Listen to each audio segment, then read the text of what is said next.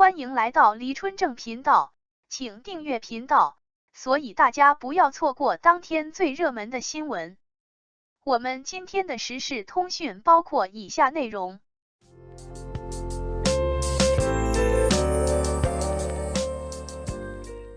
王一博的幕后老板3天没了20亿。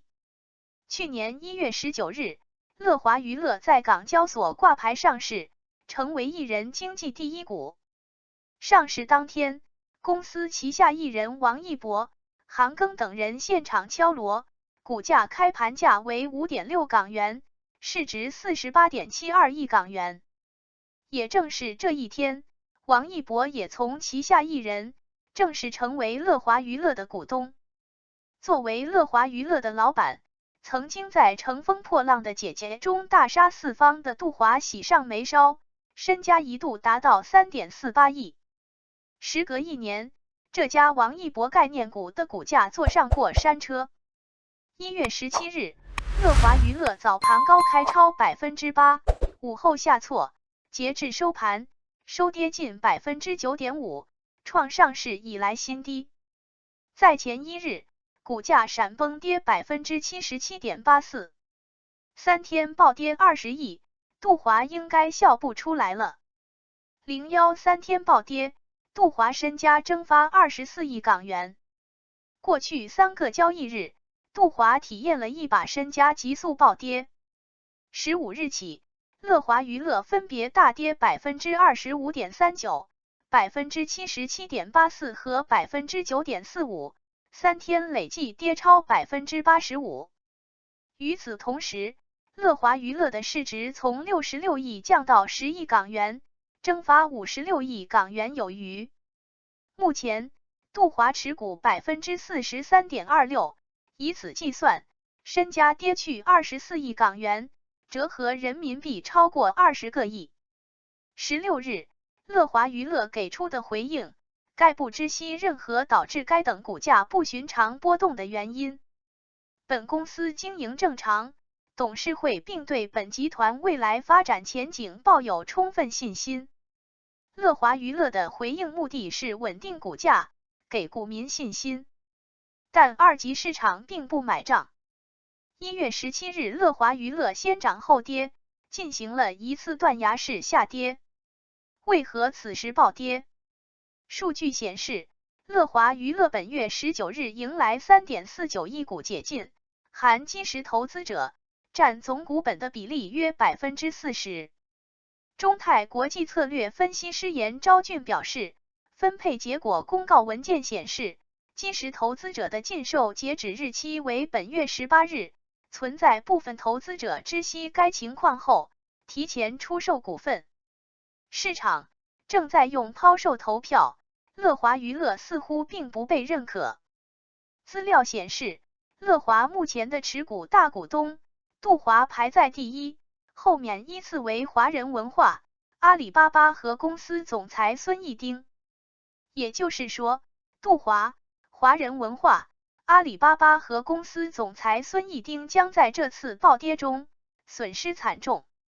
值得一提的是，乐华上市时，支持杜华的基石投资者大咖云集，包括猫眼娱乐、丁世嘉、好赞资产、Sunmass Energy， 合计认购1990万美元。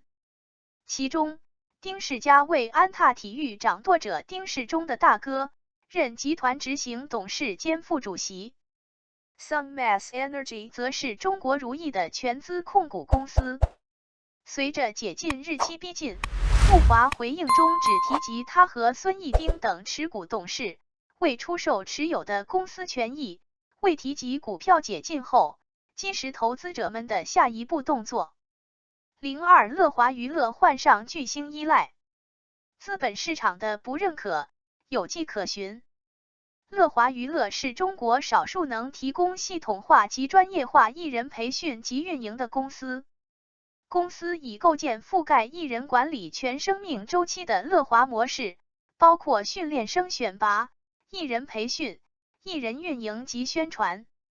乐华娱乐的主要业务分别3块，即艺人管理、音乐 IP 制作和运营以及泛娱乐业务。其中最重要的业务是艺人管理，从2019年到2021年，这一板块对营收的贡献占比从 84% 上升到 91%。艺人经济撑起营收的同时，乐华娱乐对头部艺人的依赖也很重。目前，公司拥有60余位艺人，旗下艺人包括王一博、程潇、黄明昊、吴宣仪、朱正廷、李汶翰、胡春阳等，均为娱乐行业具备高知名度的成名艺人，并于综艺节目中担任导师，或以高关注度出道。虽然艺人众多，但真正为乐华带去较高营收的只有王一博。